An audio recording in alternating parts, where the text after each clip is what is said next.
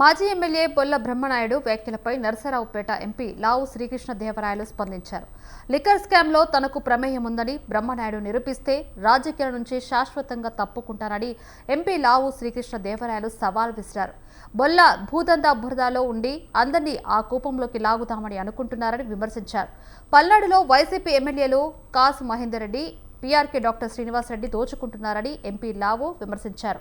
బొల్లా చేసే భూదందాల అవినీతి ఫైల్ తన దగ్గర ఉందని, అవసరమైనప్పుడు బయట పెడతానని ఎంపీ లావు శ్రీకృష్ణదేవరాయలు హెచ్చరించారు. రాజకీయ హత్యలు లేకుండా పల్నాడు జిల్లా అంతా భవిష్యత్తులో పామాయిలు, పండ్ల తోటల పెంపకం, కూరగాయ తోటల పెంపకం, రైతు ఆర్థిక ప్రగతి 4 రెట్లు పెరిగే విధంగా ఎన్డీఏ ప్రభుత్వం ముందుకు తీసుకెళ్తా ఉంది. రైతే రాజన్న విధంగా ఈ ప్రభుత్వం కొండంత అండగా రైతులకి అండగా నిలబడింది.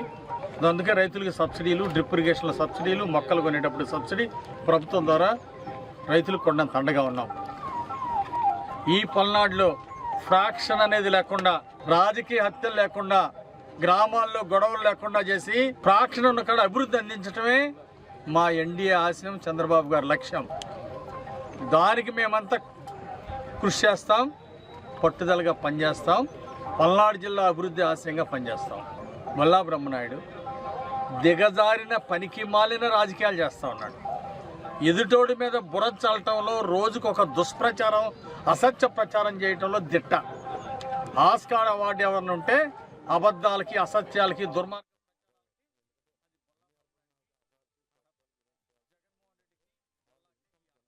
నీ మీద నేను ఇబ్బంది పెట్టాలంటే నిజంగా ఇప్పటికన్నా ఉంది అవకాశం. చెప్పనా ఎలానో, నువ్వు పార్టీలు మారటం గురించి మాట్లాడావు కదా, నువ్వు ఈ మధ్య చేసిన కొత్త చెప్తాను.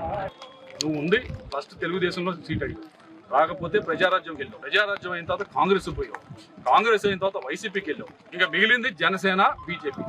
ఇప్పుడు జనసేనతో కూడా వ్యాపారం చేసావు నువ్వు. అది ఎవరికి తెలియని విషయం. ఇది నువ్వు చేసింది వ్యాపారం ఈ మధ్య జనసేనతో చేసావు.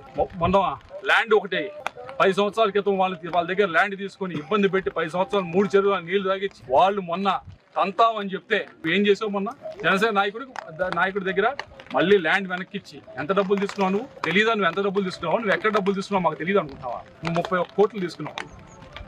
ఎక్కడ తీసుకున్నావు డబ్బులు? Film city, Ramoji film city వెనక తీసుకున్నావు. ఆ ఇల్లు మాకు తెలియదా? మా ఇక్కడ ఎవరు ఫాలో చేయాలనుకుంటున్నారా ఏంటి నువ్వు చేసిన పని? నిజంగా నేను ఇరికించాలంటే ఆ రోజు ఇరికించాలి. ఆ రోజు ఎలక్షన్ అవుతా ఉంది అక్కడ, ఆ రోజు ఇరికించాలి నేను. అది అయిపోయిన తర్వాత ఈ రోజు కూడా ఇరికించవచ్చు. ఈడీ నువ్వు ఏదైతే డబ్బులు క్యాష్ రూపంలో తీసుకున్నావు దాన్ని ఈడీలో పెట్టి ఇరికించవచ్చు. ఈ రోజు కూడా ట్రైల్ అంతా ఉంది, నువ్వు ఎక్కడ తీసుకున్నావు, ఎక్కడ దాకా వెళ్ళిందని. నిజంగా ఇరికించాలంటే అది ఇరికించడం అంటే. నువ్వు అనవసరంగా మిగతా వాళ్ళతో మాట్లాడు, మిగతా వాళ్ళతో చెయ్యి. నేను కొద్దో గొప్ప అంత తెలివి ఉందని నేను అన్నం, కానీ కొద్దో గొప్ప స్టడీ అయితే చేస్తాను. కొద్దో గొప్ప స్టడీ చేసి దాన్ని చివరి దాకా తీసుకెళ్లేదానికి తీసుకెళ్లేదానికి అయితే ప్రయత్నిస్తాను.